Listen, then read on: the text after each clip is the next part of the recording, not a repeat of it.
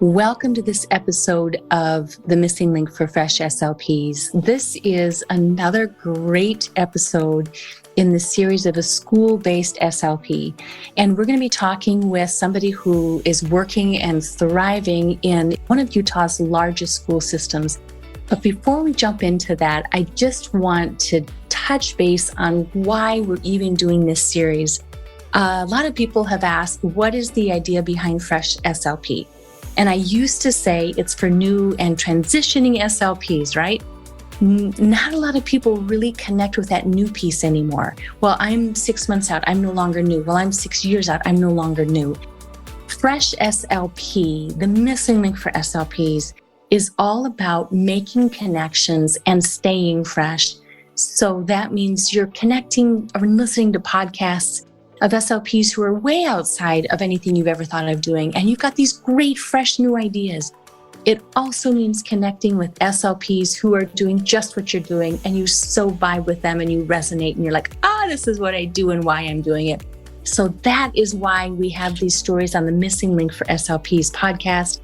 This whole series is to introduce you to what school-based SLPs do and really think outside the box on this, because our guests, they live, work, dwell, create outside the box. So with that being said, I'm glad you're here.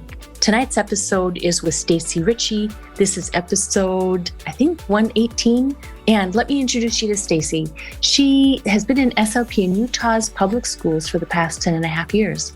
Her caseload size has ranged from 45 to 92 students in preschool to sixth grades, so she knows how hard it can be to see and plan for all of them. She has worked for 2 different districts in 5 different schools, and when she's not doing 5-minute articulation therapy, which is on her TPT site, she loves using themes in literacy. She has worked with special education preschool units, small group kindergarten classes, and units with kiddos with autism. She loves treating articulation, phonological disorders, and early language skills. When she's not working, she loves baking, doing jigsaw puzzles, and watching movies. Playing sports is also a great fun of hers. She and her husband have been married for almost 12 years and have a 5-year-old little girl. Stacy created a store on Teachers Pay Teachers 2 years ago so she can help SLPs like you listeners be more confident and learn to enjoy group therapy. So, a big welcome to Stacey Richey. Welcome, Stacey Richey, to A Day in the Life of a School-Based SLP podcast series. We are so glad you are here. I'm so excited to be here. Thanks for inviting me. Yes. My name's Katie Weidstrom Landgraf. I'm also a school-based SLP, and so I'm really looking forward to hearing about your experiences and your journey, and maybe some of the things that delight you and some of the things that you find a little challenging. So let's get right down to it, okay? Sounds great. All right. So, Stacy, I'd like to start by having you tell us a little bit about yourself and specifically about your journey that led you to becoming a school-based SLP. That's a really good question. I grew up with a little brother who actually needed speech therapy. And so my mom watched him growing up, going through therapy, and how much of a difference they made in his life and being able to read. And she always told me, you'll be a great speech therapist. And all I knew was it was boring. I sat there while my brother went into a back room and worked on speech. Like, I had no idea what it was. And so I actually started on the path to be a math teacher, and then switched and decided to go into exercise science for physical therapy, and then came to the light and found speech therapy. Wow. I'm so glad I did. That's wonderful. So how did you end up specifically in a school setting? Honestly, I love working with kids. I've always wanted to help people. Again, like with being a math teacher or a physical therapist, just I wanted to help people, but I'm not big on blood and bodily fluids. And so I kind of always knew going into this field that I'd want to be working with kids. And my externship in a specialty hospital definitely showed that that was the right decision for me.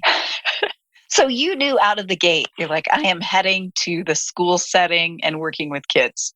Yes. Yes. Okay. Okay. So, could you tell us a little bit more about your specific setting right now? Kind of walk us through a day in your life, if you will. Perfect. Yeah, I'd be happy to. Right now, my setting, I work part time, but I have a full time CF at my school. And we have a preschool special ed unit. So that's moderate to severe disabilities. And then the gen ed population. And then we actually just got two new autistic units, a first through third grade and a fourth through sixth grade unit. So they've definitely kept me on my toes this year, but it's been fun. I love working with all these different populations, and I had a behavior unit last year that isn't there this year. So it's kind of fun to see and have all these different experiences with all these different kids. So, Stacy, can you talk to us a little bit more about what you mean by a unit? When you're talking about different units, what does that mean? Are those classrooms? Are those populations of students? Could you talk more about what that means a little bit? Sure. Yeah. So a unit is basically just a class that they have to qualify for. We have different levels of disability in our district. And one of them is more the regular gen ed, lots of tuition students and a handful of like mild speech disorder kind of population.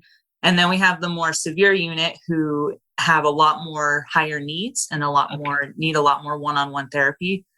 And like the autistic units, most of them are actually eligible for classification under autism. And so they are put in these classrooms because they are specialized to help with those sensory needs and to help with different accommodations, things like that, that are more typical for that autistic population. Okay. So, Stacy, do you work in a larger school, smaller school? Do you travel to different schools? Can you talk a little bit about that? Yeah, I've been really lucky the last several years. I've worked just at one school, which doesn't always happen, but they're working in Utah. We have so many kids who have speech therapy that it's pretty common for speech therapists, especially if they're full time, to just be at one school. So my very first school, I had 92 kids on my caseload. That was my CF year, Wow. which, oh my gosh, it was awful. But it got better. It got so much better after that year. I did have a technician that year that helped me, a speech person who graduated with a bachelor's degree in speech therapy. So she helped me all the time. And right now, my school has about 550, 600 kids. So not huge, but not tiny either. But there are schools next to me that have 1,200 students. So I'm really lucky that I'm at a moderately sized school, which is why they tend to just put the units at my school because they have empty classrooms. So I get to have the fun experience with all of them. Wow. So when you talked about having an assistant, I think you used the word technician. And here in Minnesota, I think we call those folks speech language pathology assistants. And did you find that that was helpful that very first year, just kind of having a second set of hands to write passes and help coordinate getting kids with a caseload of 92? Yes, it was so helpful that first year, especially because she had been there the last couple years before. So she knew all the kids. So she knew kind of what worked with them. So she had some experience. She knew where all the teachers were. She had a relationship with the teachers and she did the scheduling for me, which was fantastic. I didn't even have to do it. So yes, it Wow. was a big help. And yes, they're basically like the SLPAs that you were talking about. Okay. So can you talk us through a typical day? When you go into work, kind of how does your day start? How does the day progress? Kind of help us see a day in your life. Sure. So right now I get to work about 8:30. My contract hours are 8:30 to 4. And if I don't have an IEP scheduled in the morning, what I usually do is I spend the time pulling out the data sheets for the kids that day, just to kind of wrap my head around who I'm going to see today, or at least for the first half of the day. And then sometimes around the middle of the day, like lunchtime, that's when I pull out the afternoon kids just to kind of segment my day so that I'm not thinking too far ahead, because then I'm not focusing on the kids that I'm working with now. And sometimes that gets kind of distracting. So I get to work, I do that, and then If I have time, I'll maybe plan a little bit more, kind of get an idea in my head of what I'm going to do. Or if I need to try and rearrange my schedule a little bit to try and get like a student tested in there somewhere. And the kids arrive at 9:15. So I have about 45 minutes first thing in the morning. Sometimes I collaborate with teachers if I have some time. So the students arrive at 9:15, and then I start working with my younger autistic class. My CF and I go in together, and we pull the kids. I want to do push-in therapy, but right now, just with scheduling and just how the kids are, we have to pull them out into my room. So we see them in groups of 3 with the 2 of us, which is pretty manageable. And we do that through the morning. And we see all those kids through the morning, and then we have lunch, which is awesome. Always schedule a lunch break. That is one of my biggest tips, and take it. Don't just That's schedule huge. it, work through it. No, that doesn't count. Take some time to reset that brain, because at least for me, that's when I burn out the most, is when I've caught myself not taking my break during the day. You bring up a really interesting subject, I think, and that's the subject of burnout. I do think that especially when you have a higher caseload, sometimes there is a tendency to schedule students instead of taking breaks, but there's also a concern with that. Can you talk about the importance of holding time for yourself during the day, and what do you do when you start to feel a little overwhelmed, or how do you recharge, those kinds of things? Yeah, it has taken me a few years to figure out some of these tricks. I've been in the schools for about 10 and a half, almost 11 years. And one of the things that somebody told me was to take that lunch break. And especially if you stay in your room all day, leave your room, walk around the school, go talk to a teacher, just leave your room for a little bit. You can go on a walk outside. You can listen to something, just try and not do anything for like 15 minutes. For me, sometimes I'll be like, oh, I'm just going to scroll on Instagram, but then I'm scrolling through speech content. And it's like, no. I need a total break from speech content. So, Right. yeah. So sometimes I'll eat lunch in the faculty room. Sometimes it's great for collaborating, and then they feel like they can come to you. But sometimes I just need quiet. So I will literally just lock myself in my room, like turn off the lights and just kind of, veg, watch a show on Netflix for 10, 15 minutes, just to kind of recharge and just kind of take some time for me. It's interesting you say that. I actually have a really similar plan for my lunchtime, where I will intentionally not be on my computer because it's too tempting to, I'm just going to respond to this email quick, or I'm just going to log this note while I eat an apple. And so I will shut the laptop, pick up my phone, or pick up a book, something that is like dedicated to engaging me, or just something I want to do for fun. And I think that is a really important added component, because the working lunch is not a break. No, it's not. Yeah. Definitely. Oh my gosh. That's a great point, Stacy. Okay, so let's talk a little bit about some of your favorite aspects of your job. What do you like best? What delights you? Oh, the kids. Easiest answer is the kids. And there are so many joys from this job. I mean, we talk about the pains, the challenges, the paperwork, the scheduling, all that stuff, but these kids make it so worth it to me. I mean, helping these kids communicate, helping them, watching their self-confidence grow. Like, I had a student who was really shy, had a lot of sound errors in about 2nd grade. And by 6th grade, she was just finishing up her R, and she was auditioning for plays to be like the lead in a play. It was awesome to watch. Just that self-confidence, that boost. And it's awesome. Amazing. Yeah. Now, you did mention challenges. There are some, I would imagine. What is one that comes to mind that you just kind of maybe would like to mention?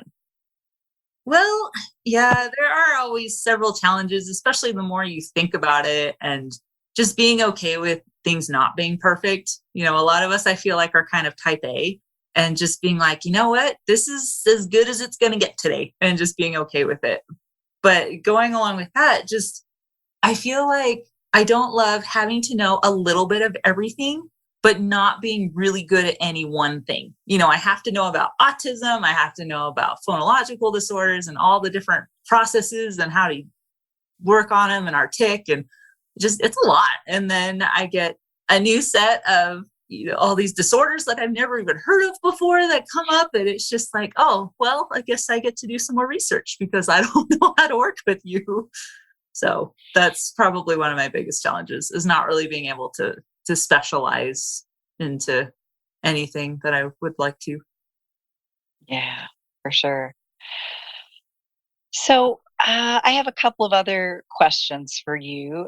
When I think about the schools, and I think about how you talked about your caseload numbers kind of swinging wildly, I think specifically about workload. And I'm wondering about how you personally manage workload, and what are some things that have maybe helped you with the management of workload? That's a really good question.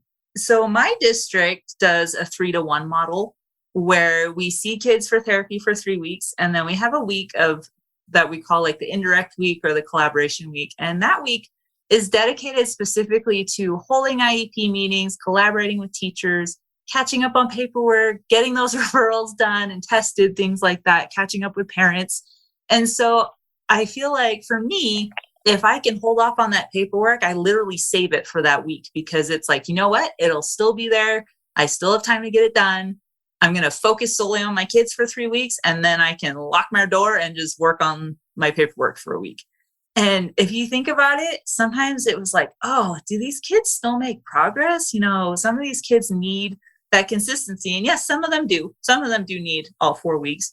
But Ashley has actually done some research and shown that even with that break, kids even made more gains because they had that week off from speech. And it's amazing. And I think you make a really good point that a week off from direct services with the SLP is not a week off for the SLP. There's so many things that you're doing in that 1 week. And I think being able to spend time with teachers in the classroom setting and being able to make those contacts with parents and having some time built in to do that would be really amazing. We also have a 3-1 model where I work. And one of the things that sometimes happens is that the kids that were missed during the 3 spill over into the 1. So I do like that idea of having that flexibility, though. And it's built in time for those makeup sessions. So if you're ever sick, you literally have a day you can make it up. Right. Yes. So when you think about scheduling, you talked a little bit about scheduling your first year. Do you have any specific tips or tricks or advice with regard to scheduling? That is something that's been coming up in our conversations. And I'm just wondering what your experiences and thoughts are with scheduling. Oh, scheduling's a doozy.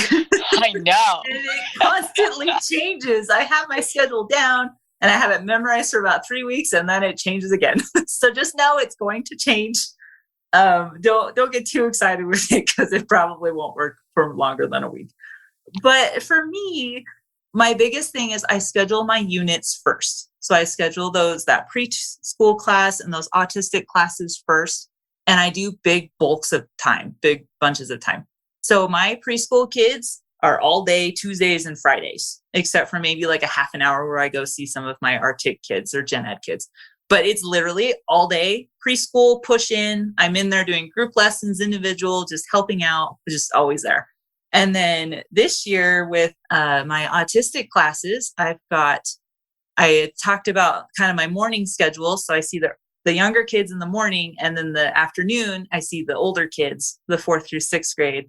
And then I kind of end the day with some of those 5-minute kids. So I schedule those unit kids in blocks just because they always take longer than they're supposed to, but I want to be able to be flexible, because sometimes the kid's upset. And so you're like, oh, well, maybe I'll just go grab this other kid. And so that just kind of helps me be flexible and being able to still work with those kids as they need it. And so that was my first tip. I fit in the units first, and I do big blocks of time. My second step that I do is I look at the kids that are only there for half a day. So if you have a half day kindergarten, they go next because they are really tricky to schedule. But if you have all day kindergarten, you don't have to worry about that one quite so much. So then I look at the other related servers. So occupational therapy, they're only there on Wednesdays, and adaptive PE is only there on Thursdays. So I try to not schedule those kids on those days so that I have one less thing to worry about if they change their schedule on me. And then I kind of just squeeze in all the rest of the gen ed kids. I ask the teachers, hey, what are some great times and days to work with these kids? I try to do the best that I can. And if I just can't find a spot for them, I literally walk my schedule up to my teacher and say, hey, is there any spot in here that I can fit them? You know, these kids, like, I cannot move these kids. Is there somewhere we can try and work this out and get it figured out? And usually the teachers are like, oh my gosh, like, no wonder why you have such a hard time getting the time that I prefer, because there's just so many other kids that I'm also trying to fit in. Yeah, I think that is something that is a shared experience. It's the worst game of Tetris ever. I think speech language pathologists building their schedules in the schools is really, it's something. I've been doing this for over 20 years. I still do my schedule in pencil, and I have the rectangle, like, chunky block eraser ready to go so that I can do that flip-flopping at any moment. So I think that helps. I think that helps people kind of have some insight into how everything works. I did want to clarify. So what is the age range? You had mentioned sixth graders, and then you mentioned kindergartners. Are you seeing K through 6? Yes, my school has the preschool unit, and then I see K through 6th grade. Okay. So that's a pretty expansive group of kiddos. So are you finding that you like seeing that much of an age range? Do you wish you could narrow the focus a bit more? Do you wish it was a wider range? What are your thoughts about sort of that range that you're currently working with? Well, personally, kids over the age of 12 scared me. So if I got put in a middle school or high school setting, I would just panic all day long. So I'm okay with preschool through 6th grade. My favorite ages, though, are preschool through 2nd grade. That's probably where my heart is. The early language skills, and they make the most progress, and they love speech and all that. And I do love seeing my older kids, especially when I've had them for years. Like if I've had them since 1st grade and now they're in 6th grade and they're getting out before they go into junior high, like being able to watch them progress over the years is awesome. And it's different as they get older, obviously, the different challenges and things, but I do kind of like that range. It breaks up the day a little bit more, but that is one of the other reasons why I chunk my kids, where I don't want to see preschoolers and then have to go see a 6th grader, because then I'm like, what? Let's do this. And my 6th graders look at me like I'm crazy because I just worked with preschool, and that's the excitement level I had to use with them. So, So when you think about who may be listening to our podcast, we have a lot of individuals who are getting ready to enter the profession. We may also have some speech language pathologists who are thinking about career changes. If you had one piece of advice for people looking at working in the schools, what would you most want them to know? Ooh, that's a really good question. So I've actually supervised some grad students, and I've had a handful of clinical fellows. And one of the things I tell them just starting out is pick one thing a year to focus on. So your first year, you're going to try and focus on understanding the caseload and paperwork, right? You're going to try and get that paperwork down. The second year, maybe you'll choose to work on planning therapy better, or trying to contact parents a little bit more, or trying to get your schedule more under control, things like that. And just by focusing on that one thing, it doesn't seem quite so overwhelming. I am focused on this, and my therapy will get better as I go on. It's not great right now, but I really need to get this figured out. And that's not to say like totally forget doing good therapy, but you can't do everything at once. It's way too much. And that would also lead to burnout and imposter syndrome and just feeling like you can't do it. So just pick one thing to work on. I think that's great advice, not just for folks considering a transition, but for all of us who have maybe even been doing this for a while. I feel like you're talking to me, Stacy. Thank you. I do agree that having a feeling of manageability is incredibly important. And, when you spoke to that idea of being okay with everything not being perfect and choosing one thing, a couple of things at a time that you want to focus on versus trying to get all of the things just right away.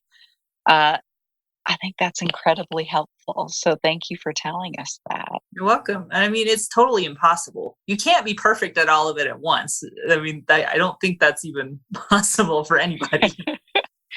And it's helpful to hear it, Stacy. Okay, so I do want to know, what is your big why? When you think about what keeps you coming back year after year, what gets you out of bed in the morning, what is your big why? Why do you keep working with this population and working within this setting? I love working with kids. They're so fun, and they honestly say some of the funniest things. Like, I keep a notebook. If you're working in the schools, keep a notebook of all the funny things they say. Keep anything that they give you, cards, things like that. So when you are feeling down, you've got this set of things to look at.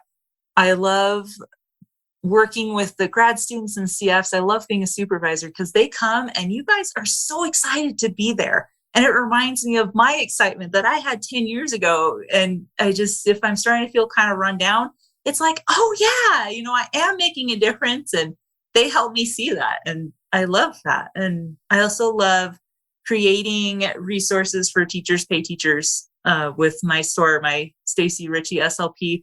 And I love creating these resources to help make your lives easier and my life easier. I've been in those schools, and I know that there's like zero time to plan, and you always have a mixed group that you just can't split no matter what you try. And just trying to tailor an activity to fit everybody, like that is seriously my goal with a lot of my resources. Is I want to be able to pull out a binder and be able to work with just about any kid. So that's basically what I try to do. And I love hearing stories of how something I've said or something I've posted on Instagram or one of my resources has really helped another SLP feel successful, because that's the big thing is, we all want to be successful SLPs. We want to help kids. We love them and we want them to feel it. But we also want to have fun, right? We don't want to get into the tedious monotony of everyday life, right? Right. For our listeners, could you mention your Teachers Pay Teachers store one more time? Because Yes. that sounds amazing, having activities that have lots of flexibility for lots of different types of students. Yes. So my Teachers Pay Teachers store is just my name, Stacey Richey SLP, and it's EY for both Stacy and Richey. That's awesome. Stacy, is there anything that you wished we had talked about that we didn't think to talk about in our conversation? That's a really good question. I guess there is one experience that I want to share that I had this week with a kid he's in the autistic class, and he's like a fourth or fifth grader. I've just been working on like joint attention and just making a connection with him, because a lot of these kids are kind of in their own little world. And I just want to be a part of it. I wish I could see into his head, because I really just want to know what he's thinking. And he has an AAC device, but I've only ever really heard him kind of stim on food items. I haven't really heard him use it more purposefully, like in a conversation. And this week, when we were playing with a farm and some farm animals, he picked up a cow. He looked me in the eye and said, "moo." Like, I seriously almost started crying. I was so excited that he made that golden eye contact. He looked at me. I didn't say look at me or anything. We were just playing, and he took a moment and just looked at me, joined attention, showed me that cow and said moo. And I was excited. And it's those little moments like that I always try to make sure I write down, because there are times when you feel like you're not making a difference. But I mean, that was huge. He made that connection, and I'm just really excited to go work with him again this next week. That was huge. I mean, yeah, that's like a goosebump story. That's a really good way to explain it. A goosebump story. Yes. But I think you do want to hang on to the goosebump stories and those goosebump moments. And I love your idea of keeping a book or keeping a journal so that on those days where maybe the goosebump moments are not occurring, you can remind yourself, yeah, there's some great stuff happening. Mm-hmm. Oh, Stacy, thank you so much for spending this time with us and sharing your thoughts and your insights and your ideas. We appreciate it so much. Well, thank you again for having me. And always, you guys are welcome to reach out to me on Instagram, things like that. I am happy to answer your questions. And I go into a lot of detail on a lot of these things, like using books and themes and therapy. So check it out. And I hope it'll save you guys some time and just your sanity. Thank you, Stacy. So you may have noticed that my voice was not in that conversation at all. That's because I'm doing the intros and the outros, and I'm letting Kate and the guests that we have come on manage and dive deep into those school SLP conversations. I love the conversations that they're having, and there's certainly not ones that I can manage because it's not my realm. So I hope you entered into that realm with the two of them. I hope you come join us for many more episodes on this series. Please reach out, follow us on Instagram, follow us on Apple, anywhere you're hearing your podcast. Let us know that you're enjoying what we're creating for you. Let us know you're out there, because otherwise we are speaking into little green dots on our computer when the video's on, or maybe looking at each other during the Zoom. We would love to hear from you. Please like, share, let us know what we're doing right. Let us know what we're doing wrong. Definitely find us on freshslp.com. And remember, you got this. We are your missing link for SLPs.